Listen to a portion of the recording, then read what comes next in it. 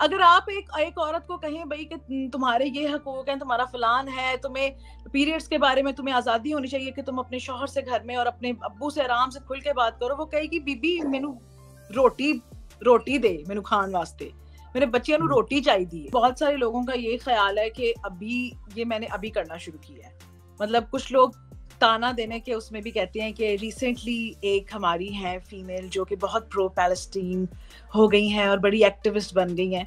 सो उन सब लोगों के लिए फर्स्टली तो ये कि this is not something that I have just started to do, I have been doing it since I was 15 और I think I actually bought my first keffiyeh when I was 16 or something. I am or somebody else is posting about Palestine so passionately. So मुझे ये अजीब लगता है कि how come you are not? Exactly, मतलब I am a Sunni Punjabi and I have an army background. इससे ज्यादा privilege नहीं है पाकिस्तान में, बस मैं मर्द नहीं हूँ, इसके अलावा सारे बॉक्सेस जो है ना वो टिकट हैं। आपको याद होगा जब भी कभी हमने धरने देने होते हैं एक गवर्नमेंट को घुटनों पे लाने के लिए, तो उसमें जब तक रिलीजियस पार्टीज इन्वॉल्व नहीं होती तब तक वो धरने कामयाब नहीं होते। And I think basically comedy arises from tragedy. तो कैसी हैं आप? I am good, thank you. What about you? I am good, thank you so much for joining. मुझे तो यकीन करें, I was a little bit nervous as well. मैंने दो I have done more than 100 और फिर मैं आपके प्रीवियस कंटेंट को देख रहा था तो मैंने कहा कि what should I talk about Tamkinat, क्योंकि वर्सटाइल टॉपिक्स को डिस्कस करती रहती हैं, कभी सीरियस कंटेंट होता है, कभी बहुत ही उसमें ह्यूमर होता है। तो लेकिन मैंने कहा चलें, let's give it a try, hopefully our audience would like it. I have been personally following you as well. कभी कभी कोई वीडियोस आ जाती थी तो मैं उनको देखता रहता था, तो वो बड़ा एक लाइक इट्स काइंड ऑफ के डिफरेंट है बाकी लोगों से। सो आपका जो वो किस तरह से जर्नी आपका कैसे स्टार्ट हुआ? Well I always wanted to be a performing actor और अ सिंगर। बचपन से मुझे यही था कि मैंने इसी फील्ड में कुछ करना है, बट क्योंकि घर में ऐसा ना तो कोई था, मेरे फैमिली में कोई ऐसा सिलसिला नहीं था। और एक I am the eldest of the 4 kids। My mother is a doctor, my father was serving in army. तो हमारे घर में यही था कि भाई डॉक्टर ही बनना है। और क्योंकि मैं पढ़ाई में भी कुछ ऐसा नहीं था कि मैं बुरी थी, I always been like good, पहले 3-4 स्टूडेंट्स में हमेशा आना। तो वो एक आपको पता होता है कि अच्छा इस लोगों को ये एक जमाना, specially when I was studying in school, तब तो यही था कि जो लड़कियां अच्छा पढ़ती हैं वो डॉक्टर ही बनती हैं। तो फिर मैं डॉक्टर बन गई। लेकिन क्योंकि मुझे हमेशा से करना तो कुछ और था, और वो जिसे कहते हैं ना कीड़ा एक होता है, तो आप देन मैंने डॉक्टरी भी कर ली और शादी भी कर ली और बच्चे भी पैदा कर लिए। तो व्हेन आई वाज लाइक कि यार बट मुझे तो ये नहीं करना था। और तब ये था कि तब नया नया इंस्टाग्राम और यूट्यूब, इंस्टाग्राम तो तब नहीं आया था, I am talking about 2017 I think. तो तब फेसबुक और यूट्यूब का पाकिस्तान में एक वो दौर चल रहा था, पूरी दुनिया में ही चल रहा था। तो मैंने सोचा कि यार क्या तरीका है, मतलब कैसे मैं, जैसे वो नहीं होता कि आपको लोगों, क्योंकि मुझे नहीं पता था कि how to enter into this field.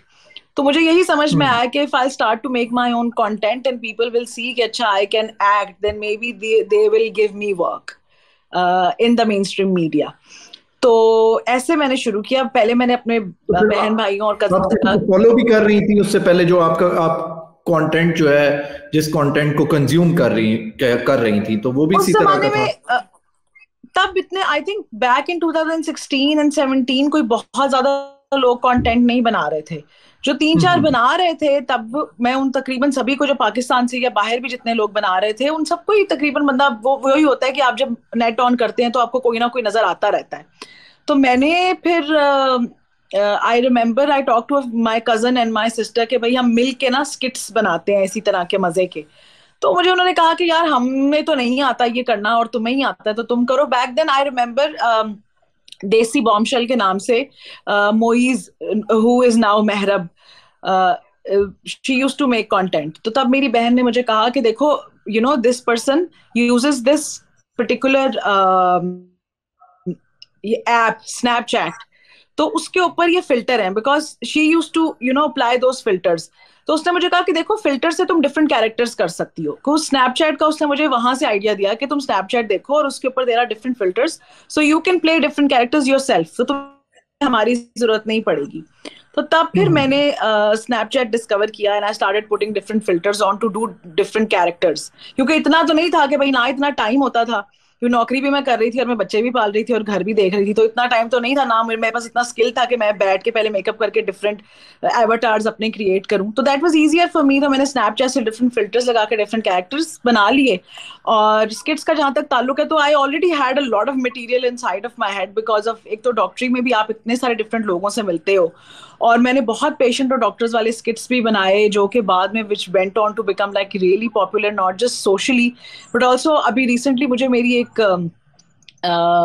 Colleague ने who is doing post graduate, उसने मुझे एक वीडियो सेंड की that she was during her post graduate FCPS के दौरान उनको वो वीडियो दिखाई जा रही थी कि जब आपने पेशेंट और डॉक्टर रिलेशनशिप के ऊपर about ethics and about communication. So they were basically showing my video there कि आप देखें कि this is how patient and doctor interact.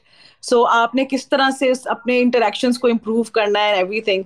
So you know like that is how I started in my own room or sometimes in my washroom with my phone, बच्चों को सुला के रात में वो skits अपने दिमाग में ही सोच के बनाना कि अच्छा ये कैरेक्टर था, या कई दफा I used to reenact like all of those scenes जो मेरे साथ उस दिन हुए होते थे क्लिनिक में अपने, जब I was working in a government hospital, to where they were actually showing those videos to postgraduate students.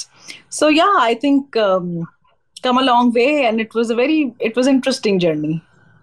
वो वही ना रियल एक्सपीरियंसेस होते हैं उसके जो आप डेली लाइफ में जो गो थ्रू कर रहे होते हो, तो फिर आप उनको एक दूसरे तरीके से, दूसरे वे से, जो कि दैट इज फनी और ह्यूमरस भी है, तो वो उसको आप इनेक्ट करने की कोशिश करते हो। और मैं ये पर्सनली ये सवाल मैंने लिखा हुआ भी था वैसे, तो मैंने ये कहा कि मैं ये पूछूंगा आपसे कि पर्सनली एक तो आप जो है वो देख रहे होते हो ना, नॉर्मल लाइफ में आप ऑब्जर्व कर रहे हो, तो उस टाइम पे आपको वो फनी नहीं लगता, लेकिन जब उस एक्ट को कोई परफॉर्म करता है तो वो उस टाइम पे फिर आपको वो फनी लगता है। तो why is it so? I think जैसे कहते हैं ना कि reality is at times stranger than fiction, तो reality is also at times funnier than comedy. वो आई थिंक उस वक्त, क्योंकि when you are in a situation तो एट टाइम्स आप रियलाइज नहीं कर रहे होते कि वो कितनी ट्रेजिक है या वो कितनी फनी है या वो कितनी absurd है, लेकिन जब आप उसको एक थर्ड पर्सन के लेंस से देखते हो बाहर से, तो फिर आपको रियलाइजेशन होती है कि यार ये सब कुछ कितना अजीब है। क्योंकि जब ओपीडी में बैठ के हम पेशेंट्स से बात कर रहे होते थे तो हमारे लिए वो एक रूटीन थी, तो हमें नहीं लगता था कि ये कोई बहुत अजीब बातें हो रही हैं।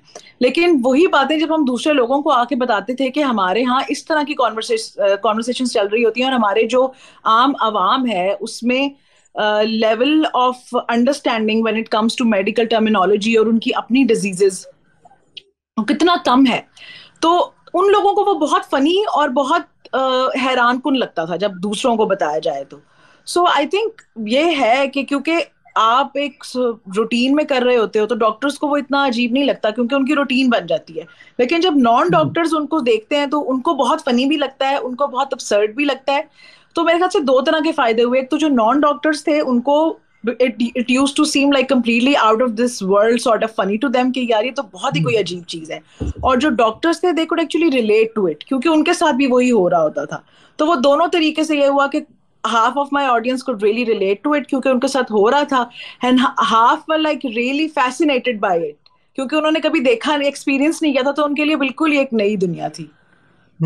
अब वो ये आपकी बात बिल्कुल ठीक है कि मेरे जो वालिद हैं, ये इज अ टीचर, तो वो हमें कभी कभी ना स्टूडेंट्स की, वो छोटे छोटे बच्चों को पढ़ाते हैं गवर्नमेंट स्कूल में, तो वो फिर बताते हैं ना कि आज एक इस बच्चे ने, ये बच्चा है इतना शरारती है और आज इसने ये किया कि वो एक खजूर के दरख्त पे चढ़ के और ऊपर जाके टीचर मुझे कहा कि आए आप पकड़ के दिखाएं, बैग जो है वो दूसरी तरफ फेंका और जंप लगा के चला गया। तो हम उनकी इन बातों पे बड़ा हंसते थे, और अभी भी वो हमें कभी कभी इस तरह की स्टोरीज बताते हैं कि आज इस एक बच्चे ने आया मेरे पास तो वो उसने ऐसी बात की, तो वो हम लोग पूरा फैमिली जो है शाम को डिनर पे, तो वो हम बड़े उस चीज को, तो हमारे लिए तो वो फन हो जाता था जब वो स्टोरीज एग्जैक्टली। हाँ, तो ये मतलब I can relate to it as well कि ये वाकई ऐसा ही हो सकता है। तो चले बाकी उसके अलावा लाइक आपका जो मेडिकल फील्ड है उसमें like how is it difficult कि बच्चे भी पालने हैं, मेडिकल में उस उधर भी काम करना है और फिर आपने इस प्रोफेशन को भी कंटिन्यू करना है? I think when you really want to pursue your dreams, it does come at a cost. And luckily for me, it did not come at a cost of my anything that was like very dear to me. ऐसा नहीं शुक्र है हुआ क्योंकि मेरे साथ help कराने वाले लोग बहुत थे. But yes, it does come at a cost of my time and my energies. क्योंकि फिर ये है कि मुझे दिन में भी काम करना होता है और शाम में भी और रात में भी. Like I am working all the time.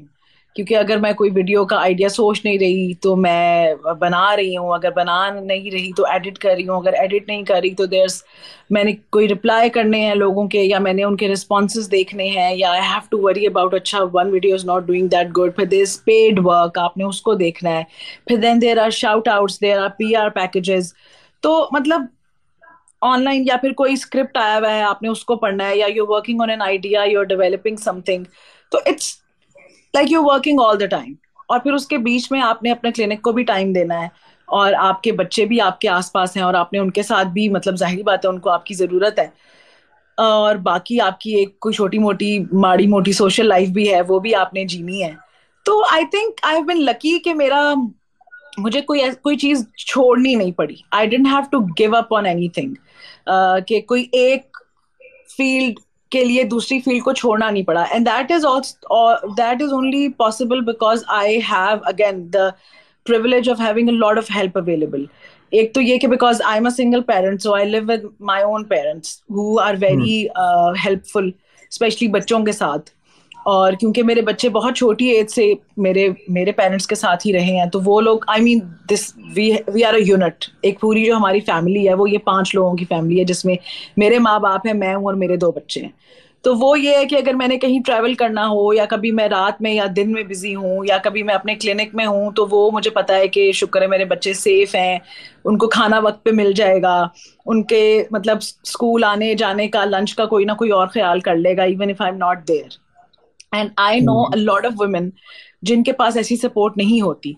और हम मतलब लोग बहुत आसानी से कह तो देते हैं कि लड़कियां पढ़ लेती हैं फिर सीटें जाया करती हैं और काम नहीं करती.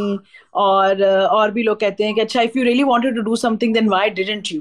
But people don't realise is that कि औरतों को वो हेल्प अवेलेबल नहीं होती. And we expect a lot out of women कि हमारे जहन में होता है कि अच्छा बच्चे तो इन्होंने ही पालने हैं ना, मतलब ये तो इन्होंने करना ही करना है तो इसमें क्या हेल्प चाहिए. और फिर हम ये भी एक्सपेक्ट करते हैं कि अच्छा अगर पढ़ी लिखी है तो फिर नौकरी भी करेगी और नौकरी कर रही है तो वो पैसे भी कमा रही है और फिर उसके बाद हमें वो नहाई धोई साफ सुथरी तैयार हुई हुई प्यारी भी चाहिए. तो मतलब there is so much that is expected out of women. और हर बहुत औरत के पास एक्सपेक्टेशंस वो है। नहीं होता हेल्प का, सपोर्ट का, एप्रिसिएशन का. मतलब there are a lot of people that I know who are doing a lot लेकिन कोई अप्रिसिएशन नहीं है लाइफ में. So they feel sad. वो अपनी अकम्पलिशमेंट्स को भी उस तरह से सेलिब्रेट नहीं करते, खुश नहीं होते क्योंकि बाहर कोई उनको अप्रिशिएट नहीं कर रहा होता. सो अल्हम्दुलिल्लाह I have been extremely lucky कि मुझे सपोर्ट करने वाले लोग भी हैं, हेल्प आउट करने वाले भी हैं, अप्रिशिएट करने वाले भी हैं, सेलिब्रेट करने वाले भी हैं. इसमें मेरा कमाल तो ऑफ कोर्स है ही लेकिन इसके साथ साथ और बहुत सारे लोगों का कमाल है. So I can't just take the credit alone. उस तरह से है भी नहीं ना कि आप अकेले ये सारी चीजें कर सको। अगर कोई भी नहीं कर कुछ, सकता. हाँ हाँ, कोई भी नहीं मेरे लोग ख्याल से मर्दों कर को सकता। बहुत अप्रिशिएट करते हैं कि इन्होंने बहुत कुछ अचीव किया है. भाई उसको रोटी पकी हुई मिल रही थी, उसको कपड़े इस्त्री हुए मिल रहे थे, उसके बच्चे कोई और संभाल रहा था, उसका खाना कोई और पका रहा था. सो आई मीन एक मर्द जब कोई औरतों को भी सपोर्ट चाहिए ऑफ कोर्स, तो जब कोई मर्द कोई चीज अचीव करता है लाइफ में तो आप ये नहीं देख रहे कि there is so much that जो उसको मिला कर किया हुआ मिलता है ना प्लेटर के ऊपर. मतलब बर्तन बिल्कुल। धुले मिल रहे हैं, कपड़े धुले मिल रहे हैं, खाना पका हुआ मिल रहा है, तो उसने सिर्फ अपने काम पे ही कॉन्सेंट्रेट करना है. तो वो भी हम्म। वो ना करे तो और क्या करे. वेयर एज ये when it comes to women तो in a lot of cases औरतों को खाना भी पकाना पड़ता है अपने लिए भी और उस बंदे के लिए भी और उसके बच्चों के लिए भी और उसकी पूरी फैमिली के लिए भी. बर्तन भी धोने पड़ते हैं, कपड़े भी धोने पड़ते हैं, उसके साथ साथ चीजें अचीव भी करनी पड़ती हैं. सो आई हैव बीन लकी कि मेरे पास काफी प्रिविलेज रहा है हमेशा। फिर अगर कोई कहे कि अपने बर्तन जो हैं वो खुद धो लो, तो फिर भी प्रॉब्लमेटिक हो सकता है। देखिए अब अपने बर्तन, मुझे नहीं लगता कि, देखिए अपने बर्तन क्या होते हैं, मतलब, या अगर मैं कह लूं कि अपने तुम कपड़े खुद इस्त्री कर लो और मैं अपने खुद कर लूं और फलान, आई थिंक जब आप एक फैमिली में रह रहे होते हो ना, तो वो हमारे बर्तन होते हैं, वो हमारे काम होते हैं। अब मैं ये तो नहीं किसी को कह सकती कि यार मैंने अपने हिस्से का सालन पका लिया, तुम अपने का खुद पका लो, ऐसे नहीं हम्म होता। जब आप एक फैमिली में रह रहे होते हैं तो वो सारे काम आपके कंबाइंड, सबके काम होते हैं वो, मतलब आपको सिर्फ मर्दों को ही नहीं, बच्चों को भी, और घर में जो बूढ़े हैं जो कि काम कर सकते हैं, सबको इन्वॉल्व होना चाहिए कामों में। मतलब हमारे यहाँ हम्म के समझते हैं ना कि एक ही खातून की रिस्पॉन्सिबिलिटी है, और बहुत चेंज हो रहा है ये। बहुत सारे मर्द हैं, मैंने खुद देखा है, मेरे अपने भाई हैं, वो घरों में बराबर का काम करते हैं और अब भी बराबर काफी का चेंज हो रहा है। चेंज हो रहा है। अच्छी बात है, क्योंकि देखिए जब हम आप एक्सपेक्ट करते हैं कि औरतें बाहर जाके काम करें, तो फिर ये भी एक्सपेक्टेशन होनी चाहिए कि मर्द भी घरों में करें, जितना जितना कोई इजीली कर सकता है। और ये कोई कंपटीशन नहीं है कि अच्छा आज मैंने एक बच्चे का पैम्पर चेंज किया तो नेक्स्ट टाइम का तुमने ही करना है। एक इतनी अंडरस्टैंडिंग दोनों में होनी चाहिए कि उसको पता हो कि अच्छा यार एक बंदा अभी बिजी है तो I will take the load, और जब मुझे जरूरत पड़ेगी तो he will take the load. तो मतलब इस तरह से होता है कि आपने एक कंबाइंड मिलजुल के करना होता है। कंपटीशन अगर हम्म करेंगे तो फिर तो नहीं चलेगा। ये नॉर्मल एक अगर हाउस होल्ड में देखें तो हम जो हैं वो सारे के सारे भाई हैं, हमारी कोई सिस्टर नहीं है और हमारी वालदा हैं। तो अब अभी अगर मेरे वालिद साहब कभी कभी ये कह देते हैं कि आपने कपड़े क्यों नहीं इस्त्री किए, और हम्म ये मैंने कहा था कि ये चीज हो जानी चाहिए, खाने का टेस्ट आज वैसा नहीं है, आज नमक तेज है, आज मीठा ज्यादा है, आज मैंने ये, तो यकीन करें कि अब ना हम जो जनरेशन है, अब हमें बुरा लग रहा होता है कि मतलब मेरे वालिद जो हैं वो सारा दिन, जो मेरी वालदा हैं वो सारा दिन ये काम करती रहती हैं, ठीक है, हम्म इतना मेहनत करती हैं कि हमारे लिए हर चीज करके देती हैं एक एक। अब मेरा भाई, अब मैं उठता हूँ फॉर एग्जांपल 9 बजे, मेरा भाई उठेगा 10 बजे, एक और भाई उठेगा 11 बजे, तो वो एक एक को अलग अलग बिठा के ना कि आओ खाना खाओ। तो अब मैं हम्म समझता हूँ कि ये क्या उनकी ये कोई वो ड्यूटी तो नहीं लगी हुई ना, या वो is exactly. She getting paid for this. तो ये अब खुद ब खुद हमारे माइंड में, बिकॉज के अब बहुत सारे लोगों ने इस पे बात करना शुरू की है, नंबर वन चीज मेरे ख्याल से, तो उससे हमें काफी ज्यादा अवेयरनेस आई है। नंबर टू कि आपके साथ, अब जब आप किसी के साथ personally, I am not married yet, लेकिन आप किसी के साथ अटैच होते हो तो आप उनके मसाइल और देखते हो कि यार उनके मसाइल जो हैं, अब for example if I want to go to किसी भी जगह पे, तो मेरे लिए तो बहुत इजी है, मैं मतलब मैं I just take out my car और मैं चला जाऊंगा जिधर दोस्तों में बैठना है। तो for women it won't be easy, ठीक है। अब मैंने डेफिनेटली। खाना खाने जाना है तो मुझे, अगर कोई मेरी फीमेल दोस्त है तो वो मुझे कहेंगी कि यार मैंने आपके साथ आज आप टाइम निकाल सकते हो तो हम बैठ के जाके खाना खा लें। लेकिन अगर मैं अकेला जाना चाहूँ तो मैं तो जा सकता हूँ, मैं तो अकेला बैठ के भी खाना खा सकता हूँ। सो मैं आपको दैट्स इसमें ऑल। फैसल आपको एक एग्जांपल दूंगी कि मेरा मेरे दोनों बच्चों की दफा मेरे सिजेरियन हुए हैं। तो जब मैं ना मेरा जब दूसरी वाली मेरी बेटी पैदा, दोनों बेटियां मेरी, और दोनों में 4 साल का फर्क है। तो जब मेरी दूसरी बेटी ने पैदा होना था और I was full term pregnant और मैंने जाना था सेक्शन के लिए, तो मैंने पहले उससे, मैंने अपनी जो मेरी बड़ी वाली बेटी थी उसको नहलाया, और वो मुझे याद है पूरा पानी उसके ऊपर डाल डाल के, झुक के, नीचे उठ के, सारा कुछ करके उसको नहला धुला के, उसको कपड़े साफ पहना के, कि अगर 2 दिन मैं बिजी रहूं तो, क्योंकि वो 4 साल की थी, मतलब छोटी बच्ची थी, तो मुझे ये था कि तो अगर बच्ची साफ तो दो है। तीन दिन मैं बिस्तर पे रहूंगी तो ऐसा ना हो कि सब छोटे बेबी के साथ मसरूफ होंगे तो ये गंदी ना रहे कहीं, और ये ना लेफ्ट आउट फील करे। तो मैंने उसको नहला धुला के, उसको कपड़े सारे पहना के, उसके अगले 2-3 दिन के कपड़े निकाल के कि ये इसने पहनना है, सब सेटअप करके, फिर और अपने कमरे का भी देख के, फिर बेबी के लिए पूरा बैग पैक करके। तो आई हैड टू एक्चुअली उस हालत में भी, जब आप फुल टर्म प्रेग्नेंट हैं और अभी आपने जाना है नीचे सेक्शन के लिए, तो मुझे फिर भी सब कुछ करके जाना पड़ा था कि भाई इस चीजों का ख्याल रखना है। वेयर एज जब मर्दों ने घर से निकलना होता है, वो चाबी उठाते हैं और निकल जाते हैं। तो ये एक बहुत बड़ा फर्क है कि आपने मतलब अपनी भी जब इतनी बड़ी सर्जरी होनी है और आप ऑलरेडी इस कंडीशन में है तो भी आपको वो सारे काम गिन के करने पड़ते हैं। हालांकि मेरे पास बहुत सारी हेल्प थी, तो when I think about it कि यार इतनी सारी खवातीन हैं जिनके पास फिजिकल हेल्प के अलावा उनके पास कोई सपोर्ट सिस्टम भी नहीं होता। मतलब वो ऑलरेडी एक बहुत ही डिप्रेसिव माहौल में रह रही होती हैं जहां कोई प्यार के दो लफ्ज बोलने वाला या अप्रिशिएट करने वाला भी नहीं है। तो it's very the tall on women is a lot. तो ये है बिल्कुल। कि हाँ, ये जो प्रिविलेज तो है ये मर्दों को भी अब मैं रियलाइज करना थोड़ी सी, चाहिए। अगर अगर खाना भी मेरी वालदा जो है वो बनाती है ना, तो और मैं अगर कह दूं कि खाना आपने बहुत अच्छा बनाया है, तो यकीन करें कि उनका चेहरा जो है ना वो ब्लश करना शुरू कर हो जाता है, हाँ और वो कहती है एग्जैक्टली। देखो मेरे बेटे ने आज मेरी तारीफ की है। तुम लोग बाकियों को कहती हैं तुम लोग नहीं करते मेरी तारीफ, ये देखो ये इनको, वो कहती हैं ये बाहर रहते हैं तो इसलिए इनको रियलाइजेशन है कि जिस तरह का खाना मिलता है ऐसे इधर नहीं मिलता, इधर बड़ा एक रिस्पेक्टफुली आपको बिठा के खाना दिया जाता है। अब मैं आपको एक और और फिर वो पर्सनल, एक, जी जी जी जी, जरूर, मैं कह मैं रही एक हूँ कि क्योंकि पर्सनल, एक एक्सपेक्टेशन भी है ना कि औरतों ने तो खाना पकाना ही पकाना है, तो फिर उनकी तारीफ करने की क्या जरूरत है। जैसे बहुत सारे लोग कहते हैं ना कि भाई जैसे आप किसी रेस्टोरेंट में जाएं तो वेटर्स ने का तो काम है आपके आगे खाना रखना, तो आप उन्हें थैंक यू क्यों बोलेंगे या आप क्यों बुला के शेफ की तारीफ करेंगे, उसका तो काम है। तो जैसे अभी वो रिसेंटली जो एक एएसपी शहर बानो का भी वो चल रहा है, तो सब लोग कह रहे हैं भाई वो पुलिस वाली है, उसका काम है लोगों को प्रोटेक्ट करना, तो उसको अप्रिशिएट क्यों कर रहे हैं इतना अगर उसने किसी खातून को प्रोटेक्ट कर लिया है तो। बहुत सारे लोग इस तरह की बातें करते हैं हाँ क्योंकि हमें ये बिल्कुल। लगता है कि क्योंकि अगर एक बंदे का कोई काम है कुछ करना तो उसके लिए उसको अप्रिशिएट करने का कोई मकसद नहीं बनता। तो हमारे यहाँ वैसे ही लोग अप्रिशिएट करने को ना थोड़ा सा, आई डोंट नो क्यों इतने कंजूस हैं अप्रिशिएट करने के मामले में, कि मेरे अगर ख्याल से किसी का झिझक काम भी है, भी है, किसी का झिझक भी काम है। भी है और उसने अच्छे तरीके से कर भी लिया है तो आप उसकी तारीफ कर दें, उसको शुक्रिया कह दें, तो इसमें आपका क्या चला जाना है। बिल्कुल। अच्छा, ये मैं समझता हूँ कि जो पर्सनली हमारे यहाँ कंजूसी कल्चरली ये चीज हो गई है कि आपने किसी का शुक्रिया अदा नहीं करना, और हम्म। उसमें आप पहले तो आहिस्ता आहिस्ता, मैं जो पहले इस तरह से मैं नहीं करता था। मैं जब अगर जाता था तो वो बड़ा एक एरोगेंट सा होके और बैठ जाता था, और अगर कोई वेटर आता था यार ये लेके आओ। अब ये यूनिवर्सिटी टाइम की बात है, तो यूनिवर्सिटी में तो हम वेटर्स को भाई 5 मिनट, अगर 2 मिनट लेट हो गया तो हमारा खाना, हम ऐसे ऐसे यूनिवर्सिटी में जाके, क्योंकि एक पब्लिक सेक्टर यूनिवर्सिटी थी तो वहां पे हमारी एक बदमाशी होती थी।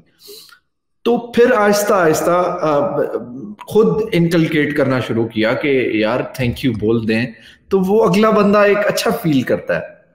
और इसी तरह से जो वालदा साहिबा हैं उनका अगर शुक्रिया अदा कर लें तो वो अब लेट्स से वो मुझे हफ्ते में एक दफा कॉल करती थी, तो वो मैं अगर बाहर जाता तो वो रोजाना कॉल करती हैं हम्म। कि वो शी फील्स के यहाँ पे मुझे ज्यादा वो, क्योंकि अब दोनों तरफ से होता है ना, एक तरफ से प्यार नहीं होता कि आपको दोनों तरफ से, दूसरी तरफ से हाँ मिलती है तो वो भी फिर ये चीज बढ़ हाँ, जाती है। अब एक मैं तरफ जो, से जो प्यार होता है ना उसमें फिर वो प्यार करने वाला थक जाता है बेचारा, डिप्रेस हो जाता है, फिर ये होता है। हाँ बिल्कुल बिल्कुल।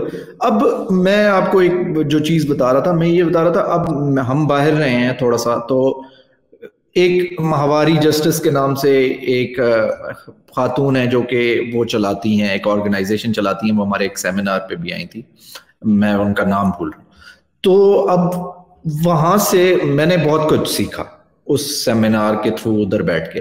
तो मैं एक दफा घर गया और मैंने अब जो मेरी, मुझे पता था कि मेरी जो वालदा साहिबा हैं उनके पैड्स नहीं थे, तो मैंने कहा कि अब ना, मैं शॉपिंग करने गया, नॉर्मल चीजें लेने गया, तो मैं ना जाके बोल ले आया। तो उनको मैंने दिया तो वो इतना खुश हुई, वो ये मुझे कह रही थी कि मैं तो किसी खातून का वेट, वो बाजार खुद नहीं जाती ना, तो वो कह रही थी मैं किसी खातून का वेट कर रही थी कि वो जाए बाजार और मेरे लिए लेके आए। ये तो मेरा बेटा मेरी इतना ख्याल करता है, तो मेरे लिए तो ये भी लेके आया है। और वो फिर और मेरे भाइयों को बता रही थी। तो मैं कहता हूँ कि ये चीजें छोटे छोटे जो एक एम्पैथी है आपकी। अब रोड रेज मेरे में बहुत थी, तो रोड रेज का भी हमारे यहाँ बहुत बड़ा मसला है, ये तो आपने देखा होगा कि अगर ड्राइव हर करें किस्म की रेज का तो, मसला है हमारे यहाँ, रोड रेज है हमारे यहाँ। आउटसाइड इनसाइड घर के लोगों के साथ हमारे यहाँ रेज ही रेज है, और है क्या। हाँ, अब हम दोस्त कल बैठे हुए थे तो हम कह रहे थे, मेरा एक दोस्त है वो कह रहा था यार रमजान आने वाला है, हर दूसरा बंदा रोड पे लड़ा होगा, और मैं इस चीज से वो कह रहा था कि मैं डर रहा हूँ मैं कहता है रोड से, कहता है कि अब मुझे, अब एक ये भी कल्चर है कि काम करना छोड़ दो, रमजान आएगा आप काम करना आपने छोड़ देना है। हाँ हाँ, मतलब मुझे रमजान में तो बिल्कुल लोग कहते हैं कि अगर रोजा रखना है तो फिर काम नहीं करना, बस फिर सोना है। बस फिर रात को बैठे रहना है, और जो सुबह होनी है तो फिर ये, मतलब ये बहुत सारी ऐसी चीजें हैं जो हमारी सोसाइटी में, लेकिन डिस्पाइट दैट आप इतना ज्यादा ह्यूमर कहाँ से लाती हैं तमकिनत? मुझे तो I don't know, maybe there's something wrong with me. I find humor even in very tragic situations. And I think basically comedy arises from tragedy. वो एक होता है ना, एक डार्क ह्यूमर जो कि आपकी बेसिकली उसकी बेसिस हमेशा ट्रेजेडी ही होती है। तो क्योंकि ट्रेजेडी इतनी ज्यादा है अराउंड कि उसमें आई थिंक सर्वाइवल मैकेनिज्म भी है कि फिर अगर आपने देखें दो दो ही चीजें हो सकती हैं किसी भी सिचुएशन में, या तो आप हंस लें या आप रो लें। तो I have always been the kind of a person who has preferred to laugh rather than cry, and I think that sort of also shows in my work. बिल्कुल। अब मैं आपकी टाइमलाइन थोड़ी सी देख रहा था और मैंने आपकी पोस्ट देखी, आपने कश्मीर पे ज्यादा बात की हुई है और जो रिलीजियस एक्सट्रीमिज्म है उस पे ज्यादा आपने शेयरिंग, जो ट्विटर की बात कर रहा हूँ, क्योंकि बाकी कंटेंट तो एक डिफरेंट होता है। तो मैं देख रहा था कि यार एक बंदा लाइक दिस इज समथिंग कि हम सबको एक रिस्पॉन्सिबिलिटी हम पे आती है कि पैलेस्टीनियंस के लिए जो है वो एटलीस्ट इतनी कॉन्शियस हो हमारे यहाँ कि हम बोले तो क्या कर सकते हैं हम, ठीक है हम बोल ही सकते हैं ना, हम उसको शेयर ही कर सकते हैं ना उस तरह का कंटेंट। तो मैं ये देख रहा था, Exactly. तो आपने वो सारी चीजें वो शेयर की हुई हैं, और एक तरफ जो है वो आप ऐसा कंटेंट बना रही होती हैं कि जिसमें लोगों के हंसाने के लिए वो कंटेंट है। तो एक पर्सन की जो दो पर्सनैलिटीज हैं, तो ये जो शिफ्ट होता है मेरे ख्याल से, आवाज और मैंने आपकी ये, आवाज बहुत कट रही है। जी जी, अभी आवाज आ रही है मेरी? हाँ अब सही है। वो जो लास्ट हाँ आपने बोला ना उसको रिपीट कर दे, क्योंकि हाँ, वो मैं ये मुझे कह रहा समझ था में कि नहीं जो आया। जो इंसान की पर्सनैलिटी है वो उसके मोड्स है ना, और वो मोड्स जो है वो स्विच होते रहते हैं।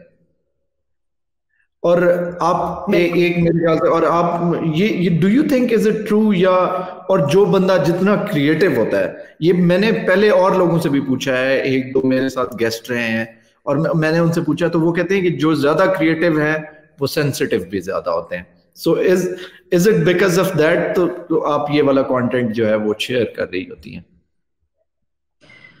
वेल फर्स्टली तो ये कि बहुत सारे लोगों का ये ख्याल है कि अभी ये मैंने अभी करना शुरू किया है। मतलब कुछ लोग ताना देने के उसमें भी कहते हैं कि रिसेंटली एक हमारी है फीमेल जो कि बहुत प्रो पैलेस्टीन हो गई हैं और बड़ी एक्टिविस्ट बन गई हैं। सो उन सब लोगों के लिए फर्स्टली तो ये कि this is not something that I have just started to do, I have been doing it since I was 15।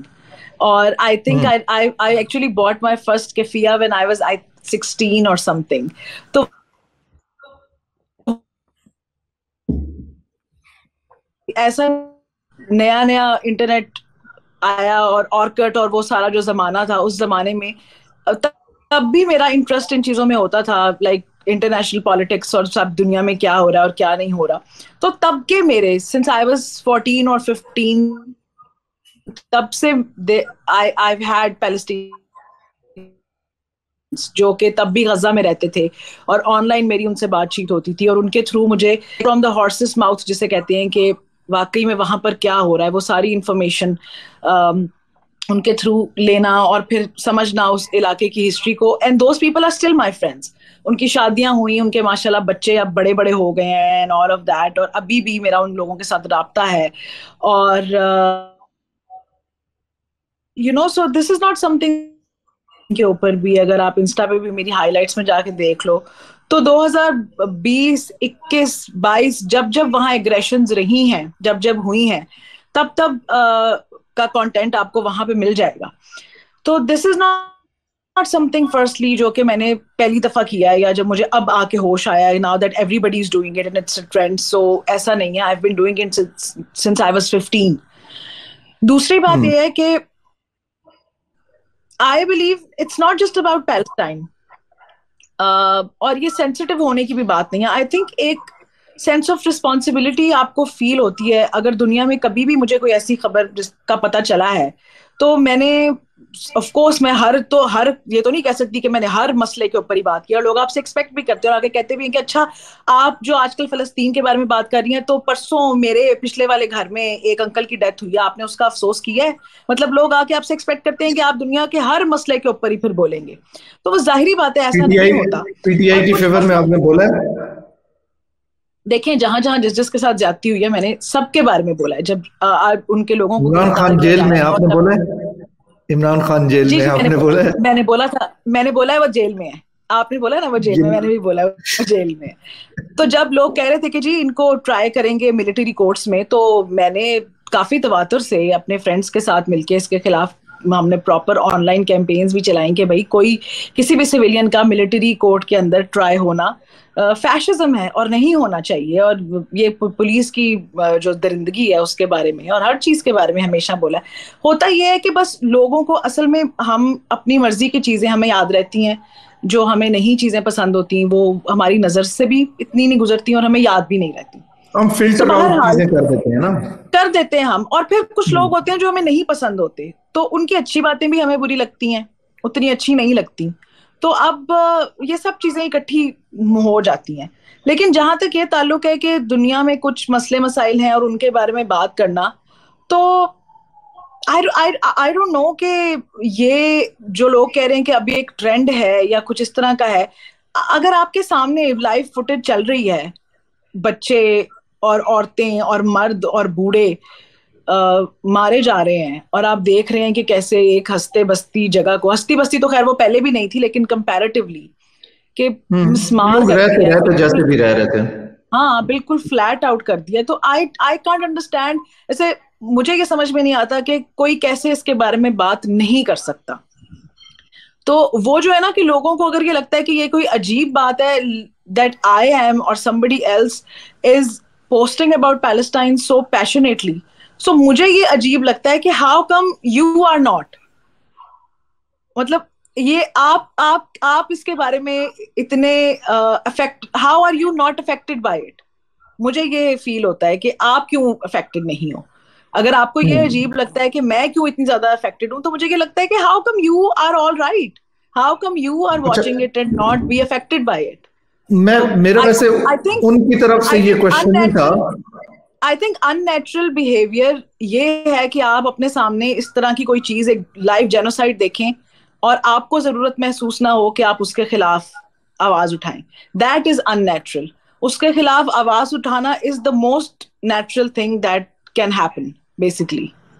अच्छा, मेरा उनकी तरफ से सवाल नहीं था क्योंकि मैं ज्यादा इतने कमेंट्स पढ़ता नहीं हूँ कि कौन क्या नीचे से वो आपकी बात बिल्कुल ठीक है। लेकिन मैं ये पर्सनली आपसे ये जानना चाहूंगा कि जो पाकिस्तान, दूसरा जो चीज आपने जिसको वाइडली शेयर या बात की हुई है या अपनी प्रीवियस कन्वर्सेशंस में कहीं पे बात की हुई है, तो वो है पाकिस्तान में रिलीजियस एक्सट्रीमिज्म। ठीक है, उससे हम लोग जो है वो एक तरह से उस चीज में जकड़े हुए हैं और कुछ ऐसे इको चैम्बर्स हैं जो कि मैसेज को जो है वो उस तरह से डॉग विस्लिंग करते हैं कि अब जैसा कि लाहौर वाला हमने वाकया देखा, अब उसमें कोई चीज नहीं थी, कोई ऐसी चीज नहीं थी। अब ये तो लोगों के सामने बिल्कुल एक क्रिस्टल क्लियर हो गया कि यार ऐसी बात नहीं हो। और फिर ये आपको, अगर आप इफ यू गो बैक और आपको पता चलता है, तो फिर तो लगता है कि ऐसे ये लोग सलमान तासीर साहब लोग जैसे लोग और बहुत सारे लोग जो मारे गए हैं वो तो मासूम थे। ठीक है, और कितने लोग हैं, कितनी माइनॉरिटीज जो हैं वो आपके इस अमल की वजह से डरी हुई है, सहमी हुई है। ठीक है, माइनॉरिटीज ही नहीं, सिर्फ हम भी डरे रहते हैं, मतलब सब लोग। हम भी मैं और आप ब्लास्फेमी पे बात नहीं कर सकते। एग्जैक्टली, मतलब I am a Sunni Punjabi and I have an army background. इससे ज्यादा प्रिविलेज नहीं है पाकिस्तान में, बस मैं मर्द नहीं हूँ, इसके अलावा सारे बॉक्सेस जो है ना वो टिकट हैं. Even I can't talk centre about Punjab की, centre Punjab. center Punjab. Even I can't talk about these things openly because I'm perpetually scared.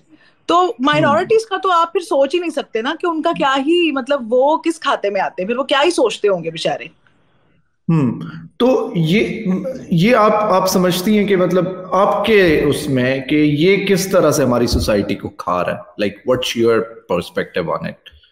देखें, पहली बात तो ये है कि अगर हमें ये लगता है कि ये कोई हमारे लोगों के अंदर से ये एक्सट्रीमिज्म निकला है और हमारे लाइक लोग या सिविलियंस या हमारी पब्लिक ऐसी है, तो I don't buy into that. Public को ऐसा बनाया जाता है, उनको ये चीजें बार बार रीइटरेट करके उनको बताई जाती हैं. आप मुझे ये बताएं कि पाकिस्तान जब नया नया बना था तो कितनी को मॉब लिंचिंग्स हो रही थी उस जमाने में, या कितना को रिलीजियस एक्सट्रीमिज्म तब था. उस दिन मैं एक पॉडकास्ट देख रही थी शहजाद गयास की, द पाकिस्तान एक्सपीरियंस वाले जो है मेरे बड़े अच्छे दोस्त हैं. तो उसमें एक साहब आए हुए थे और वो कह रहे थे कि देखिए, हमें तो ज़िया के दौर से पहले ये बात नहीं पता होती थी कि हमारी क्लास में कौन शिया है और कौन सुन्नी है. हमें तो नहीं पता था इस बात का. ये तो और एक दिन कराची में आप बहुत सारे बुजुर्गों की अगर बातें सुने, मैं परवेज हुद बॉय साहब के साथ, तो ही इज फ्रॉम, सॉरी मैं आपकी बात काट रहा हूँ, लेकिन I just wanted to add कि परवेज हुद बॉय साहब he was like from Karachi. जब बचपन में तो वो कहते थे हमारे साथ ज्यूज होते थे, ज़ोरोस्ट्रियंस होते थे, पारसी हिंदू, इतने ज्यादा थे. क्रिश्चियन. हाँ बिल्कुल. तो ये तो था ना. हालांकि हम एक quite recently just after partition एक ऐसे उससे पूरे का पूरा एक जो जेनोसाइड है, लोग मरे हैं, कत्लो आम हुआ है, उसके थ्रू गुजर के आए हैं. लेकिन फिर भी लोग, क्योंकि वो इतना अभी तक सोसाइटी में वो अंदर सोसाइटी में ये चीज नहीं घुसी थी. बिल्कुल. तो वही वाली बात है कि देखिए, अब आपने लोगों को बताना है, आप कोई, आपकी स्टेट है, स्टेट के साथ और बहुत सारी जो है ना वो इंस्टीट्यूशंस और बहुत सारे और फैक्टर्स इन्वॉल्व हैं जो कि लोगों को ये बताएंगे कि अच्छा आप ये हैं और ये बंदा ये है और आप दोनों में ये डिफरेंस है और इस डिफरेंस की वजह से आप लोग अलग हैं और ये आप लोगों के दरमियान में एक एंटागनाइजिंग फैक्टर होना चाहिए. जब स्टेट ये बातें आपको बताएगी और आपकी, जिसे कहते हैं ना, प्राइवेट लाइफ के अंदर इन्वेड करेगी और देखेगी कि कौन बंदा हाथ खोल के नमाज पढ़ रहा है, कौन हाथ बांध के नमाज पढ़ रहा है, किसकी शलवार गिट्टों से कितनी ऊपर है, किसने किस रंग की पगड़ी पहनी हुई है, जब स्टेट इसमें इन्वॉल्व हो जाती है ना, तो फिर ये चीजें होती ही होती हैं. ये पब्लिक के लेवल पे ये होना एक नॉर्मल सी बात है. ये दुनिया के हर मुल्क में, हर रिलीजन में फिरके भी होते हैं, डिफरेंट स्कूल्स ऑफ थॉट्स भी होते हैं और आपस में एक, जिसे कहना चाहिए कि उनकी नहीं भी बहुत बातों के ऊपर वो एग्री नहीं करते. लेकिन जब इसमें स्टेट इन्वॉल्व होके किसी एक की साइड लेना शुरू कर देती है ना, तो फिर इस तरह के मामला. और फिर दूसरा ये है कि हम सबको पता है ये कोई ये ओपन सीक्रेट्स हैं, बल्कि अब तो सीक्रेट भी नहीं रहे, अब सीक्रेट बिल्कुल ही फट फुट गए हैं हमारे मुल्क के, कि जो मिलिट्री एस्टेब्लिशमेंट है उसने हमेशा इस तरह के रिलीजियस फैक्शंस को डेमोक्रेटिक प्रोसेसेस को डिरेल करने में यूज किया है. आपको याद होगा जब भी कभी हमने धरने देने होते हैं एक गवर्नमेंट को घुटनों पे लाने के लिए, तो उसमें जब तक रिलीजियस पार्टीज इन्वॉल्व नहीं होती तब तक वो धरने कामयाब नहीं होते, क्योंकि रिलीजियस पार्टीज के पास बहुत ज्यादा मैन पावर है. उनके पास बहुत सारे लोग हैं जो उनके मदरसों में पढ़े हैं, जो उनके जामियात में पढ़े हैं, वो उन सबको एक बंदे की कॉल पे वो इकट्ठे हो जाते हैं और वो सड़कों के ऊपर कई कई दिन बैठे रहते हैं, पूरे पूरे शहर ब्लॉक कर लेते हैं. और इसके पीछे बहुत बड़ा मुतहरिक एक गुर्बत है. क्योंकि देखिए, जब एक गरीब इंसान के बच्चे को पता है कि उसको अपने बच्चे को वो घर में रोटी नहीं 2 वक्त की दे सकता, वो उसको एजुकेशन नहीं दे सकता, और उसे पता है कि अगर मैं इसे मदरसे में दाखिल करा दूंगा ये पढ़ना लिखना भी सीख जाएगा, इसको पेट भर के रोटी भी वहां पे मिल जाएगी, और फिर अगर ये कुरान पाक हिफ्ज कर लेगा या अगर रिलीजियस तालीम हासिल कर लेगा तो फिर वो एक हमारे यहाँ वो भी होता है कि चलो जी हम भी जन्नत में, हमें फ्री टिकट मिल जाएगा थ्रू आवर किड. अब माँ बाप को पता भी होता है कई दफा कि बच्चे वहां पे फिजिकली, सेक्सुअली, साइकोलॉजिकली अब्यूज हो रहे हैं, लेकिन उनको होता है कि यार 2 वक्त की रोटी तो मिल रही है ना, पेट तो भरा हुआ है ना बच्चे का. तो आप जब तक गुर्बत को एड्रेस नहीं करते, आप तब तक रिलीजियस एक्सट्रीमिज्म को एड्रेस नहीं कर सकते. जिस बंदे के बच्चों का पेट खाली है ना, वो फिर आप उसको कोई भी उसके दिमाग में बात डाल के ना तो उससे काम करवा सकते हैं. जब लोगों के पेट भरे होंगे, जब लोगों के पास एक इज्जतदार सोर्स ऑफ इनकम होगा कि वो अपना और अपने बच्चों का पेट पाल सकते हैं, तब उनको मैनिपुलेट करना मुश्किल होता है. Then they can actually think about something other than feeding their kids. अब हमारे मुल्क की एक बहुत बड़ी पॉपुलेशन है जिनका बेसिक जो जिंदगी में मतलब उनकी रोटी ही नहीं पूरी हो रही. वो आप उनसे एक्सपेक्ट नहीं कर सकते कि वो कोई बहुत फिलोसॉफिकल या कोई इस तरह की चीजें सोचें और अपने जहन में और बहुत प्रोग्रेसिव और ये हो. भाई जब किसी की जिंदगी में बेसिस ही पूरे नहीं हो रहे तो हाँ, वो वो कोई अरस्तू औरत मार्च में आके औरतों के राइट्स की बात करें तो वो कैसे कर सकते हैं ये तो। हाँ, अगर आप एक एक औरत को कहें भाई कि तुम्हारे ये हकूक हैं, तुम्हारा फलान है, तुम्हें पीरियड्स के बारे में तुम्हें आजादी होनी चाहिए कि तुम अपने शौहर से घर में और अपने अब्बू से आराम से खुल के बात करो, वो कहेगी बीबी मैनू रोटी रोटी दे, मैनू खान वास्ते, मेरे बच्चियां ਨੂੰ रोटी चाहिए. उसका मसला ये नहीं है कि वो खुल के अपने शौहर से या अपने अब्बू से या अपने भाई से पीरियड्स के बारे में बात नहीं कर सकती. She doesn't give a damn about that. उसका मसला ये नहीं है कि भाई उसको उसकी मर्जी के कपड़े पहनने की आजादी होनी चाहिए. उसका मसला है 2 वक्त की रोटी, बेसिक एजुकेशन, उसका तहफ्फुज, फिजिकल तहफ्फुज. जब तक आप उसको वो नहीं दोगे, that is the first step. हम चाहते हैं कि हम ये पहले स्टेप सारे मिस करके डायरेक्ट जो है ना वो 10वें स्टेप के ऊपर छलांग लगा दें. ऐसा नहीं हो सकता. ये सब बातें सिर्फ it comes from the place of privilege.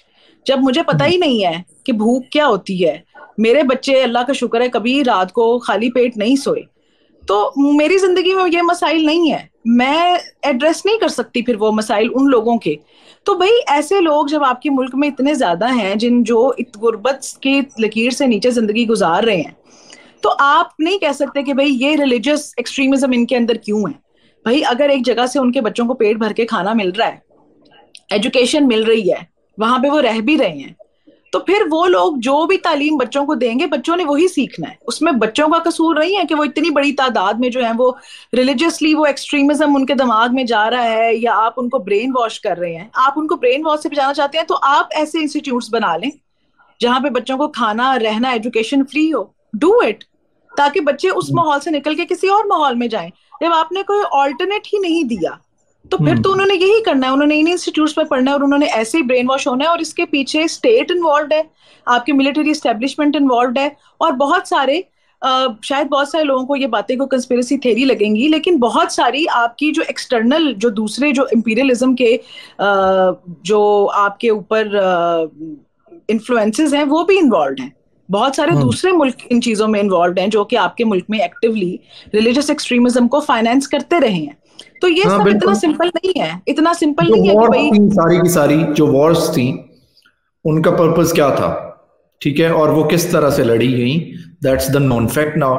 उसके अलावा जो अब आपकी जो बात थी कि अदराइजेशन, जो एक्सक्लूजन का जो चीज है, और स्टेट की तरफ से जब ये चीज होती है तो आप समझ लें कि ये चीज लेजिटिमाइज कर रहे हैं.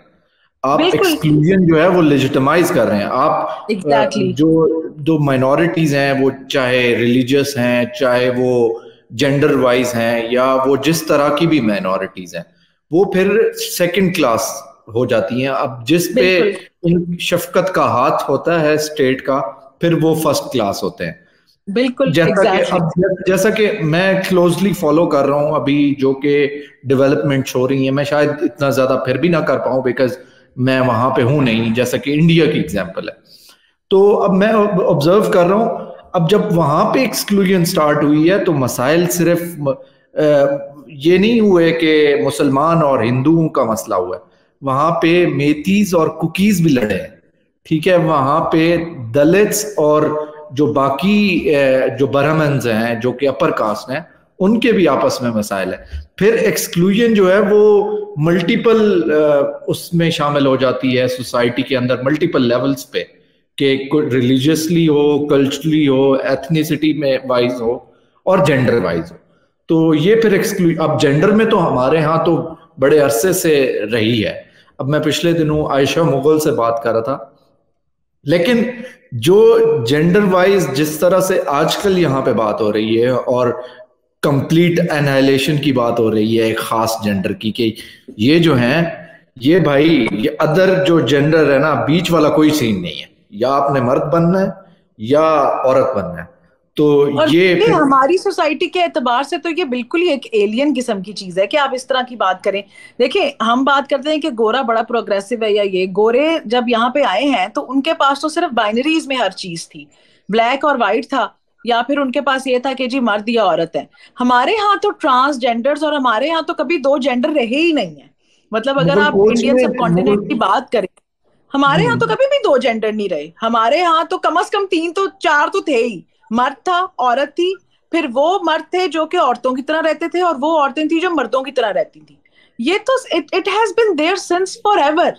और I think hmm Pakistan was probably one of the first few countries in the world जिसने बेसिकली थर्ड जेंडर को रिकग्नाइज किया है ऑन ऑन अ एक मतलब एक हुकूमती लेवल के ऊपर, और उनके वो एक्स जेंडर वाले कार्ड जो हैं वो उनको इशू किए हैं, एंड दैट वाज और अ बिल ह्यूज पास हुआ स्टेप। है। तो हमारे यहाँ ये इश्यूज नहीं थे। ये इश्यूज हम देन अगेन ये कॉलोनियल लॉज हैं, ये कॉलोनियल इश्यूज हैं जिनको बाद में हमने इतना ज्यादा अडॉप्ट कर लिया कि हमने उसको रिलीजन के साथ भी मिक्स कर लिया, कल्चर के साथ भी मिक्स कर लिया, और एक अजीब खिचड़ी सी पक गई हमारे यहाँ। क्योंकि ये एरिया इतना ज्यादा, यहाँ पे टर्क्स ने भी कॉलोनाइजेशन की है, यहाँ पे अरबों ने भी कॉलोनाइजेशन की है, सेंट्रल यहाँ एशियंस पे ने जो की, है, सॉरी, सेंट्रल एशियंस आए।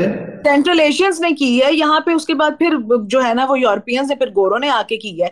तो इतने ज्यादा इन्फ्लुएंसेस रहे हैं कि हमारे यहाँ कोई एक कल्चर जो है एज सच वो कभी भी नहीं रहा। और बहुत सारे मुल्कों में ऐसा है कि सब चीजों का एक अमेलगमेशन सा बन के हमारा एक कल्चर ओरिजिनेट किया है। लेकिन इंडो पाक में अगर हम देखें तो हमारे यहाँ देखें, मैं जब छोटी थी या आप जब छोटे थे, तो क्या हमने कभी ट्रांसजेंडर नहीं देखे थे? हमेशा हमारी देखे थे, सोसाइटी का पार्ट थे। अब देखे आके थे। उन्होंने ये कहना शुरू किया है कि भाई हमें भी आपके जैसी जिंदगी चाहिए। हम सिर्फ एक एग्जॉटिक मखलूक बन के नहीं रहना चाहते कि जो आपकी शादियों पे या बच्चे पैदा होने पे आके नाचें और आप उनको सेक्सुअली एक्सप्लॉइट करें और या सड़कों पे भीख मांगे वगैरह। भीख मांगे, हम्म, और आपको पता हो कि अच्छा ये भी एक चीज है कोई। जैसे किसी ने मुझसे पूछा कि आपको क्या लगता है कि हमें कैसे पता चलेगा what will be the marker आजादी का, जो ट्रांसजेंडर्स हैं जो उनकी क्या होना चाहिए उनके लिए। मैंने कहा देखिए, सबसे बड़ी बात तो ये है कि अगर कोई भी बंदा किसी रेस्टोरेंट में या किसी पब्लिक प्लेस में बैठा हो और कोई ट्रांसजेंडर एंटर हो, तो सारे लोग मुड़ के जब तक उसको देखना बंद नहीं करेंगे ना, कि सब यूं देख रहे होते हैं कि अच्छा अब ये, अच्छा ऊपर से लेके नीचे तक, जब तक वो कहीं जाके फिर भी उसको देख, मैं जब तक हम ये बंद नहीं करेंगे ना तब तक आप ये नहीं कह सकते कि इनके पास इक्वल राइट्स हैं। क्योंकि इक्वल हम्म, राइट्स तो उन लोगों के होते हैं ना जो आपके इक्वल हो, और जो आपके इक्वल होते हैं आप उनको ऐसे तो नहीं देखते कि जैसे ये कोई दुनिया की अजीब अनहोनी मखलूक है।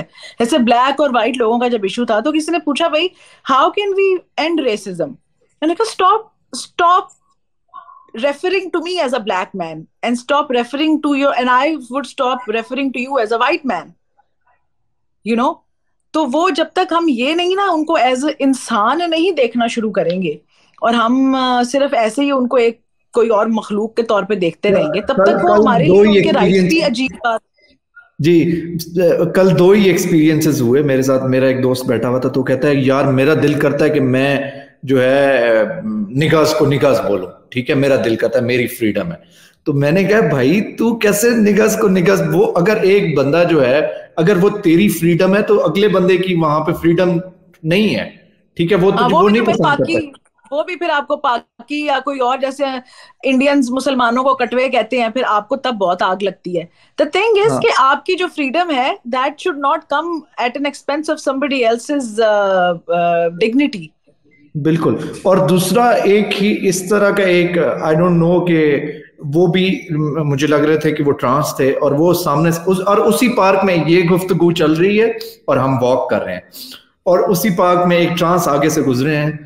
तो अब हम सब ने मतलब मैं उसमें ये था कि मैं अपने आप को कॉन्शियस, क्योंकि अब बिल्ट इन है ना कि आपने इनको ऐसे एग्जैक्टली देखना है। और वो आप द वे, देखते हैं, सब देखते the way he was walking, तो हम सब ने ऐसे ना मुड़ के देखा, और मैंने उन्हें कहा यार इंसान बनो। अगला बंदा ऑकवर्ड, और अगला बंदा ऐसे हमें करके देख रहा है कि यार हैं। ये लोग ऐसे मुझे कोई ना कोई बात करेंगे।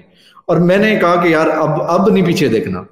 तो अब वो हम तीनों जो दोस्त थे, फिर हमने उसको बैक मतलब पीछे करके, लेकिन हमारी ये बहस चलती रही कि हमने कैसे इन लोगों को इस नैश पे पहुंचाया कि बेचारा ऐसे करके देख रहा है, जैसे अब मैं कंफर्टेबली चल रहा हूँ और मुझे लोग ऐसे करके देख रहे हो तो मैं अनकंफर्टेबल हो जाऊंगा। तो मैं तो Exactly. फिर एक कॉन्शियसली मैं एक मेरे उसमें आ जाएगा कि मुझे लोग देख रहे हैं, और मैं मेरे में जो अपना एक लाइक फ्रीडम है, या मैंने एक इजीली वॉक करना है, तो मेरे लिए तो वो कॉम्प्रोमाइज हो गया। तो And ये that is चीजें why भी inclusion is very important. जितना आप नॉर्मल जिंदगी सेटअप्स में ट्रांसजेंडर्स को देखेंगे उतना ही आपके लिए नॉर्मलाइज होता रहेगा। और इसी तरह की बात है कि जब देखिए, जब औरतों से रिलेटेड पैनल्स में सारे मर्द बैठे होते हैं, अब आपको चाहे आप जितने मर्जी प्रोग्रेसिव हो, आपको एज अ मैन कभी भी मेरे प्रॉब्लम्स का उस तरह से इदराक हो ही नहीं सकता, एग्जैक्टली क्योंकि आपका लिव्ड एक्सपीरियंस नहीं है। आपका लिव्ड एक्चुअली एक्सपीरियंस नहीं है।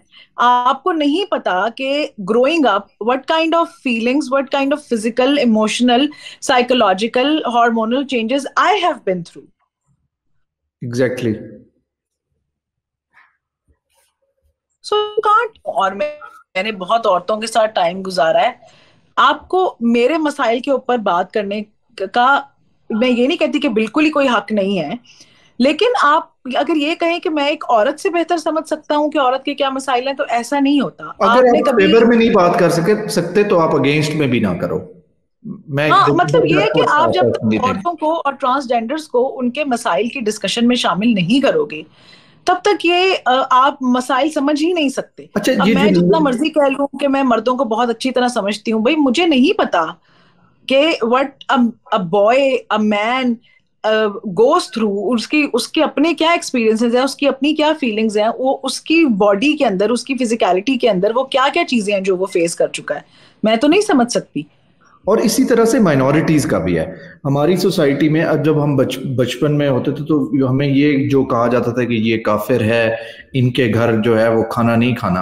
अब मैं बिल्कुल। यूनिवर्सिटी में आया तो मैंने ना दो मेरे मैं fortunate I was fortunate enough कि दो रूममेट जो थे, एक उनमें क्रिश्चियन और एक हिंदू।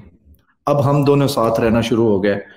अब वो एक बहुत ही अच्छा एक्सपीरियंस रहा। मैं आउट ऑफ नोवेयर जाके उसके साथ चीजें भी पूछता था, गप भी लगाता था कि यार ये क्या, क्योंकि मैं बिल्कुल अवेयर नहीं था।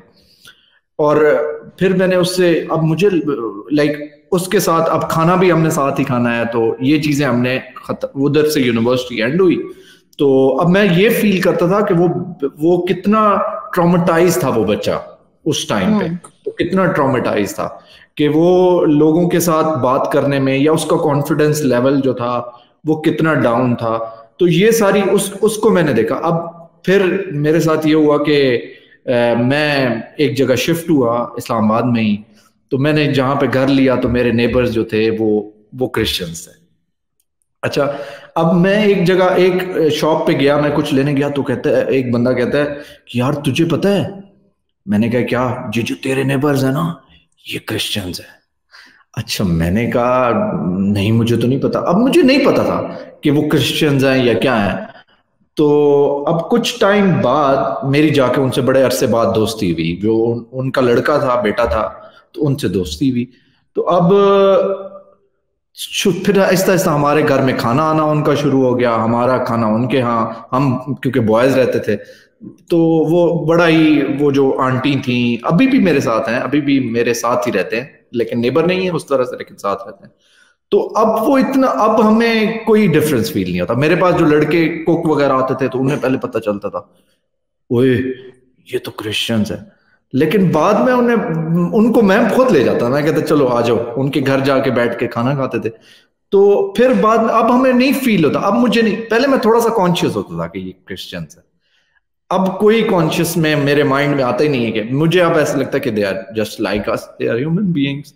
और हम खुले होकर बात करते हैं कि यार तूने नमाज पढ़ी है, तो मैं कहता हूँ तू, उसका जो दोस्त है, तू चर्च गया है कि नहीं गया। तो ये होता है। अब वो मुझे कॉल आई तो कहता है कि यार आज जुम्मा है। आज मैंने कहा यार आज किधर से जुम्मा है? तो कहता है तू भी मेरी तरह दा है ना, तो मैं जिन चर्च नहीं जाता तो तू भी जुम्मा नमाज नहीं पढ़ता। तो ये मतलब कॉन्वर्सेशन हो रही होती हैं।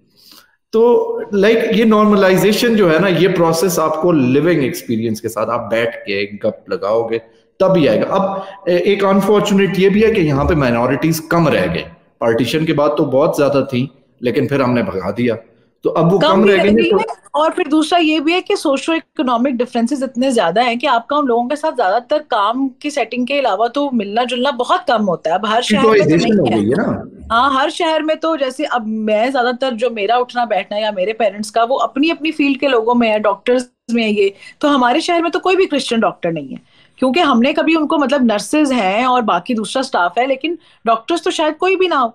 फिलहाल मुझे तो नहीं पता किसी का। तो मतलब क्योंकि सोशो इकोनॉमिक डिफरेंस इतना ज्यादा है, हमने उनको एक खास उसके अंदर वो कैद करके रखा हुआ है कि ये इसी कैटेगरी में रहेंगे। तो जिसकी वजह से वो मिलना जुलना उस वैसे भी नहीं है कि एक दूसरे के घर आने जाने का उस तरह से तो रिवाज नहीं है। अब नर्सेज में ये फिर भी कॉमन है कि मुस्लिम्स और क्रिश्चियन नर्सेज आपस में मिलती जुलती हैं, क्योंकि बहुत सारी क्रिश्चियन नर्सेज हैं हमारे यहाँ। एक ऐसा प्रोफेशन है जो कि एसोसिएटेड है कि भाई ज्यादातर नर्सेज जो है ना वो क्रिश्चियंस ही होती हैं, क्योंकि हमने एक ऐसे उसमें ब्रैकेट के अंदर कैटेगरी के अंदर लोगों को डाल दिया माइनॉरिटीज को, कि वैसे ही बड़े शहरों के अलावा इस तरह का मिलना जुलना बहुत कम है। पाकिस्तानी हिंदू सिंध के अलावा और कहाँ है? पंजाब में कितने को हिंदू हैं? बहुत कम।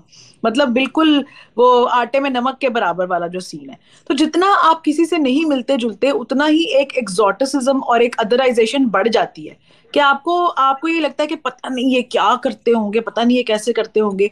ये तो क्या दूर की खाते बात है होंगे, हमारे। क्या क्या खाते खाते होंगे, होंगे मेरी पता मेरी वालदा नहीं, पूछती खाते थी होंगे। कि तू उधर जाता है, तू उधर जाता है, क्या खाते हैं वो लोग। हाँ, तो तो कोई, क्या हाँ। खाना है उन्होंने वही खाते हैं जो हम खाते हैं। हमारे यहाँ तो डिफरेंट दो जो सेक्ट्स हैं उनके दरमियान इतना डिफरेंस होता है कि सुन्नी और शियों में भी इतना वो है कि जी अभी कि तक टिकड़े सुन्नियों हैं को जी, यही। टिकड़े, टिकड़े हैं, मत खाओ। हाँ, सुन्नियों को अभी तक यही डर है कि पता नहीं ये क्या मिलाते हैं शिये अपने खानों में, और ये खाने से पता नहीं हमारी औलाद को क्या। हालांकि ये जाहिर बात है, अब हमें इतनी सेंस आ गई है कि ये एक प्रोपेगेंडा ही शुरू किया गया था ताकि बच्चों को उनकी न्याज खाने से या घरों में उनके जाने से, उनसे घुलने मिलने से रोकने के लिए इस तरह की झूठ अफवाहें उड़ा दी गई थी कि ये अपने खानों में ये मिलाते हैं, ये फलान करते हैं, ये करते हैं, ताकि बच्चे डर जाएं और फिर उनसे ना घुले मिले। क्योंकि बेसिकली तो मकसद यही है ना सेग्रीगेशन। जितना आप दो लोगों को सेग्रीगेटेड रखोगे उतना ही आप उनको इंटेगनाइज कर सकते हो एक दूसरे के खिलाफ, और आप उनको इस्तेमाल कर सकते हो। जब आप मिलना जुलना शुरू कर दोगे तो आपको अंदाजा होगा कि यार ये तो अच्छे लोग हैं, ये भी हमारे जैसे ही हैं। तो फिर आपस में एक दूसरे को लड़वाना मुश्किल होगा। तो इतना जो हम्म। डिफरेंस क्रिएट करने का मकसद ये होता है कि यार हम हमेशा इनको एक दूसरे के खिलाफ करने में सबसे पहला यही होता है कि आप सेग्रीगेट कर दो, अलग कर दो, डर क्रिएट कर दो एक हम्म। दूसरे के खिलाफ कि पता नहीं यार दूसरा बंदा तुम्हारे साथ क्या कर देगा। तो ये भी बहुत हद तक अब इसमें भी। यही यही मैं थोड़ी सी रिसर्च कर रहा था। मैं कुछ यहाँ पे जो स्लम्स हैं इस्लामाबाद में, जी सेक्टर में है, एफ में है, और मैं गया तो कुछ लोगों के मैंने इंटरव्यूज भी किए, कंडक्ट किए कि, और उन्होंने मुझे बताया कि जब यहाँ पे शुरू शुरू में क्रिश्चियंस और मुस्लिम्स, जैसे जो ही सिटी डेवलप हो रहा था इस्लामाबाद, तो ये जो सेंटोरस वाली जगह है ना, तो यहाँ पे ये इकट्ठे रहते थे। लेकिन बाद में ये फिर इस तरह से हुआ कि क्रिश्चियंस की अपनी अलग से स्लम्स बन गई, और मुस्लिम्स जो, क्योंकि मुस्लिम्स तो ज्यादातर उस इतने इकोनॉमिकली डिप्राइव्ड नहीं थे कि उनको स्पेसेस मिलती गई, या तो वो रहते नहीं थे तो वो घर चले जाते थे कुछ टाइम बाद। लेकिन क्रिश्चियंस जो थे वो वहां पे सेटल हो गए, तो उनकी स्लम्स बन गई। अब ये देखें कि जो ही इस्लामाबाद बन रहा है तो ये इकट्ठे रह रहे हैं। अब दूसरी बात जो आपने न्याज की, तो आज भी क्योंकि मैं साउथ पंजाब से हूँ, और जो चीज वहां पे, तो आपको पता है कि ये सेक्टेरियन एक बहुत बड़ा, एक पूरे का पूरा जो जंगवी ग्रुप था, वो एक पूरा का पूरा मसाइल रहे वहां पे, बहुत ज्यादा रहे, डीप मसाइल रहे। तो वहां पे आज भी अगर 10 मुहर्रम को न्याज आती है, तो बहस पता है क्या हो रही होती है? बहस ये हो रही होती है, क्या ये नियाज हुसैन है या नियाज अल्लाह की, अल्लाह के उससे है, कि आप हाँ, कहो कि ये अल्लाह खैरात जो है ये अल्लाह ताला के नाम पे है, ये नहीं है कि ये नियाज हुसैन है। तो इस बात पे ये बहस चल रही होती है। हमारे यहाँ लोग सिमेंटिक्स में इतना ज्यादा फंस के रह गए हैं ना कि वो उससे आगे ही नहीं जा पा रहे। हम लोग वही वो एक पता नहीं कहाँ की कोई एग्जांपल है कि जब उस मुल्क के ऊपर हमला हो रहा था तो वहां के मौलवी ये डिस्कशन कर रहे थे कि भाई सुई के एक नक्के में से कितने फरिश्ते गुजर सकते हैं। तो जब इस तरह की डिस्कशंस में लोग ये बगदाद की बात है। बगदाद की शायद, हाँ। तो जब इस किस्म के डिस्कशंस में लोग फंस जाते हैं ना कि भाई इस किस्म की बहसों मुबाहिसों में, तो फिर वो उन्हीं में फंस के रह जाते हैं, फिर उससे आगे बढ़ना मुश्किल हो जाता है। तो I think it's about time कि हम इन डिस्कशन से अपने आप को निकालें और थोड़ा सा दिल बड़ा करें, थोड़ा सा दिमाग खोलें, थोड़ा आगे जाएं, इन चीजों को छोड़ दें। अब कितने को अरसा, कितने को साल हमने इन चीजों पर डिस्कशन करनी है। जो सही अगर बात। कोई कोई अगर किसी का दिल खुश हो रहा है एक न्याज दे के, 4 गरीबों को वो रोटी दे रहा है, आप उसको देने दें। आप अल्लाह के नाम की न्याज दे दें। अगर आपको लग रहा है ये गलत है, तो मकसद तो यही है ना कि भाई 4 लोगों को खाना खिलाना है अल्लाह की खुशनुदी के लिए, और किसी मोहतरम पर्पस इंसान क्या को, है किसी ये देखना, बरगजीदा, पर्पस क्या है। पर्पस क्या है, किसी बरगजीदा इंसान को याद करना है आपने, मतलब, तो हम्म, आप कर लें और आप किसी और बहाने से गरीबों को खाना खिला दें, उनके लिए कोई आसानी हम्म। पैदा कर लें। तो हाँ कि आई दस थिंक मिनट जब तक पहले ये हम 10 रोजे आ रहे हैं तो 10 मिनट पहले अगर अफ्तार हो गया या 10 मिनट बाद हो गया तो कोई फर्क नहीं पड़ता मेरे ख्याल हाँ, से। मतलब मेरा अगर अगर मैं किसी शिया के साथ, मेरे इतने सारे फ्रेंड्स हैं मतलब जो कि अहले तशी हैं, तो हम लोग हमेशा ये करते थे कि हमने बैठ के आपस में मजाक भी कर लेना, और अफ्तारी बहुत सारी दफा वो हमारी अफ्तारियां करते थे, हम उनकी करते थे। और ये है कि हमें होता था जी अब रोजा खुल गया है, तो हमने एक एक खजूर खा लेनी और पानी पी लेना और इंतजार कर लेना 15 मिनट, और जब उनका रोजा अफ्तार होता था तो फिर सारे मिलके बाकी का खाना खा लेते थे। तो तो अगर यही देखिए, होता अगर है। आपने मसले का हल निकालना हो ना, तो बहुत से तरीके हैं हल निकालने के। लेकिन अगर आपने किसी बात पे फड्डा बनाना हो, तो उसके भी बहुत सारे तरीके हैं। तो डिपेंड ये करता है कि आप मसले का हल निकालना चाहते हैं या आप फड्डा बनाना चाहते हैं। सिर्फ इस बात पे डिपेंड करता है। अगर तो आप हल निकालना चाहते हैं, अगर आप लड़ाई बंद करना चाहते हैं, तो 100 तरीके हैं, आप कर सकते हैं। लेकिन अगर नहीं, तो फिर भी 100 तरीके हैं लड़ने के भी। तो डिपेंड ये करता है कि आपका मकसद क्या है। और अनफॉर्चुनेटली बहुत सारे लोगों का मकसद फड्डे करना ही होता है, और करवाना भी। तो बस फिर यही इंजॉय है। करते हैं, इंजॉय करते हैं इस चीज को। हम्म। अब ये देखें, ये कुछ फॉर एग्जांपल, अब आप पंजाबी हैं, ठीक है, हम सराइकी बोलते हैं। तो अब हम इसी चीज पे बैठे रहते ना कि पंजाबी डायलेक्ट है, सराइकी डायलेक्ट है पंजाबी का, तो हमारी कन्वर्सेशन नहीं हो सकनी। या कोई अलग जबान है। हाँ, हाँ, ये इस पे बेस पे अगर भाई मेरा क्या,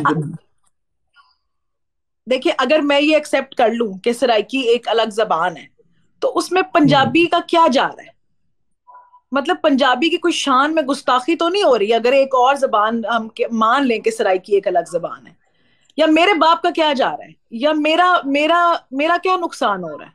कोई नुकसान नहीं हो रहा। बस ऐसे ये ईगो ट्रिप है एक। तो हाँ जब तक हम इसमें अब से नहीं देखें, अगर निकलेंगे तो फॉर यही एग्जांपल, फंसे रहेंगे। अगर अगर डिवीजन हो भी जाती है, मतलब पंजाब को एडमिनिस्ट्रेटिवली या एक अलग से वो बना दिया जाता है, सूबा बना दिया जाता है, अब क्या जो ग्रेटर पंजाब है उसका वो आइडिया खत्म हो जाता है। बिल्कुल ठीक भी है। नहीं होगा। अब देखें, पंजाब ऑलरेडी इंडिया पाकिस्तान के दरमियान में डिवाइडेड है ना, क्या हो गया है?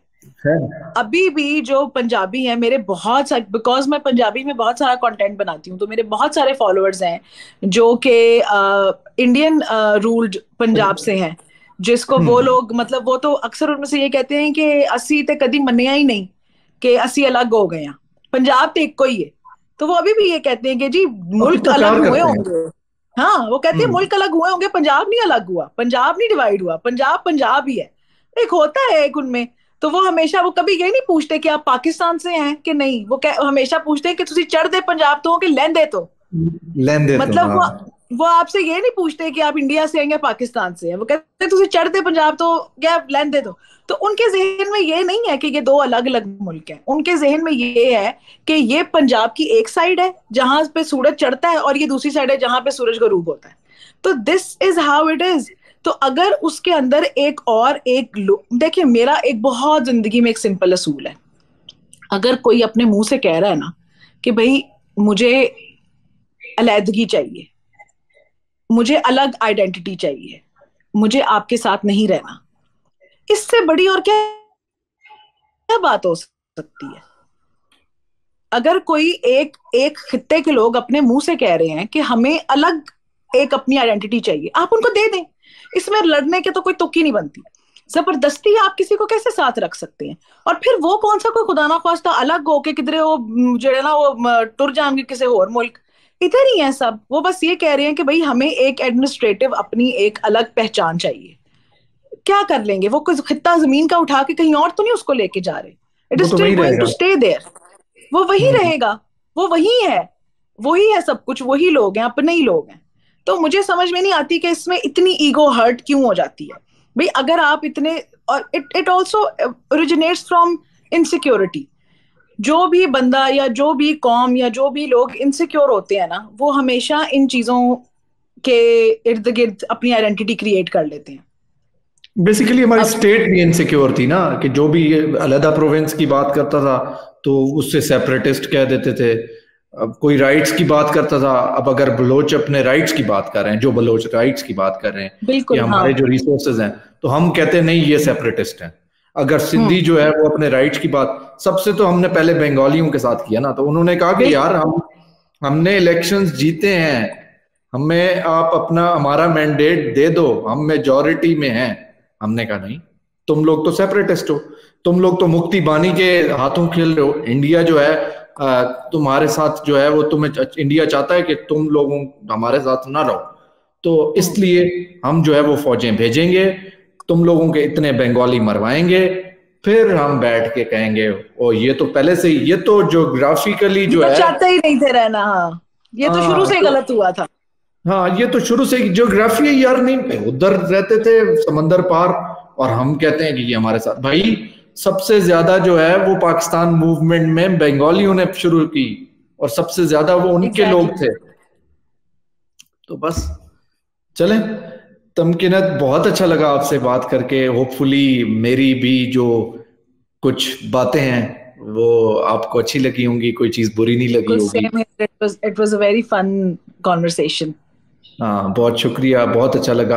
आज तक तो हम आपको स्क्रीन, अभी भी हाँ ऑन स्क्रीन देख रहे हैं। मैं ये तो नहीं कह सकता कि मैं रियल में तमकिनत मेरे सामने बैठी है, लेकिन एक कन्वर्सेशनल उसमें इतने बैठे लकी हैं। नहीं हुए अभी आप, थोड़ा टाइम और। थोड़ा टाइम हो तो ये थोड़ा सा, मैं रिकॉर्डिंग जो है वो ऑफ करूंगा, लेकिन आपने वो नहीं करनी, क्विट नहीं करना, क्योंकि वो ठीक है, ठीक बैकअप है। होता है।